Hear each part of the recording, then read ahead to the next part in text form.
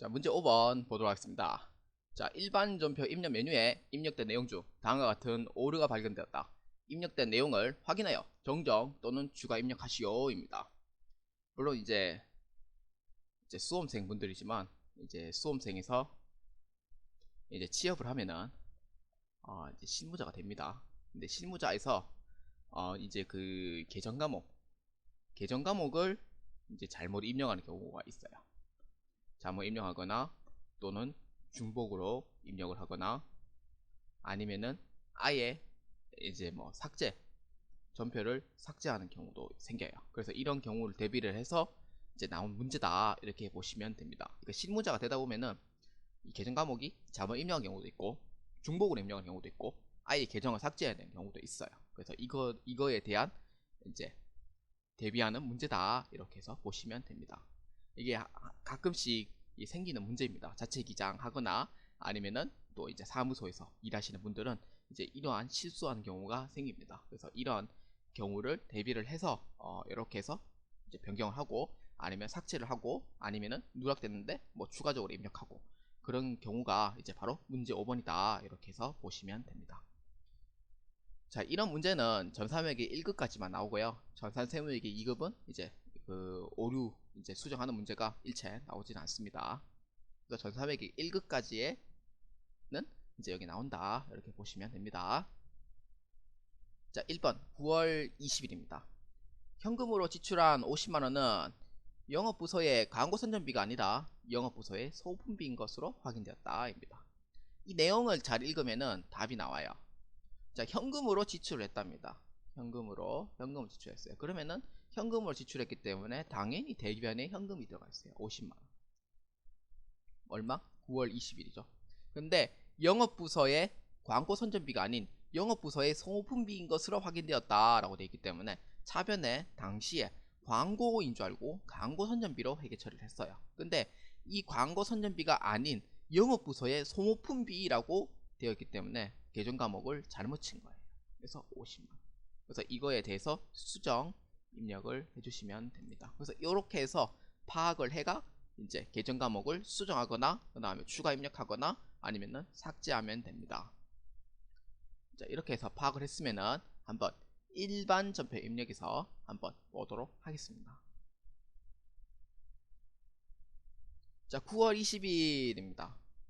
출금 광고 선전비로 되어 있죠. 아까 제가 얘기한 대로 처음에는 광고 선전비 계정 과목을 했다가 알고 보니 이거는 영업부서의 소모품비로 확인되었기 때문에 광고 선전비에서 소모품비 계정 과목만 변경해 주면 됩니다.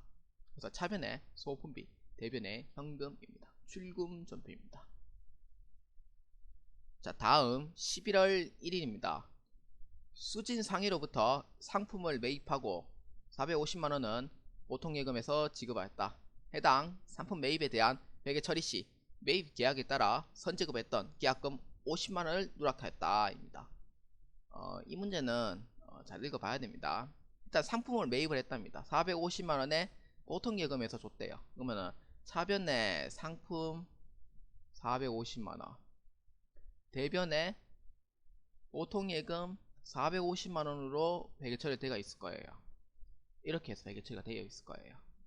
이 문구만 보면은. 그런데 상품 매입의 회계 처리 시 매입을 계약했던 선지급한 계약금이 있대요. 그러니까 계약금이 있는 걸 모르고 그냥 450만원 다 때려 넣은 거예요. 그래서 계약금이 있는 줄 모르고 다 때려 넣은 거죠. 보통 예금 450만원을. 그런데 알고 보니 계약금으로서 50만원 지급된 게 있었는데 이거를 자체를 누락을 시킨 거예요. 그러니까 계약금 확인 자체를 안 해본 거죠. 입금이 되어 있는 부분, 그러니까 입금 안 되는 부분 선급금이 있는데 확인 안 해보고 바로 보통 예금 450만원을 다 때려 넣은 거예요.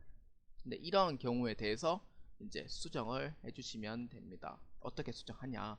이거는 11월 1일자에 한번 보고 이제 회계 처리를 해보도록 하겠습니다. 자, 11월 1일입니다. 자, 차변에 상품, 대변에 보통예금 450만원 되어 있습니다.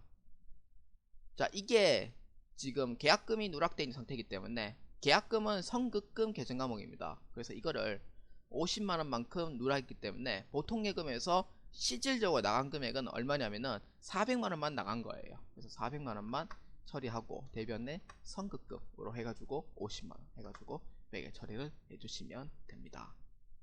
원래 상품 그 다음에 뭐 선급금 이래야 되는데 원래 계좌 거래처는 원래 넣어주는 게 맞아요. 수진상 이렇게 넣어줘도 되고 뭐 답지에선 안 넣어준다 하면은 그냥 무방하게 넘어가 주시면 됩니다. 거래처를 뭐 안 넣어도 되는데 넣었다고 해서 점수가 깎일 일은 전혀 없습니다.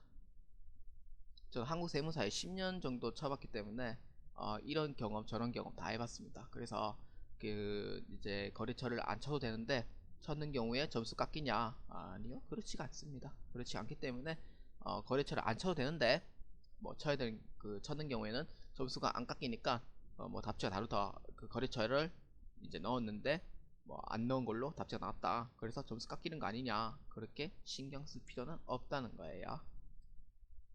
자, 그래서 다음 문제 6번으로 넘어가도록 하겠습니다.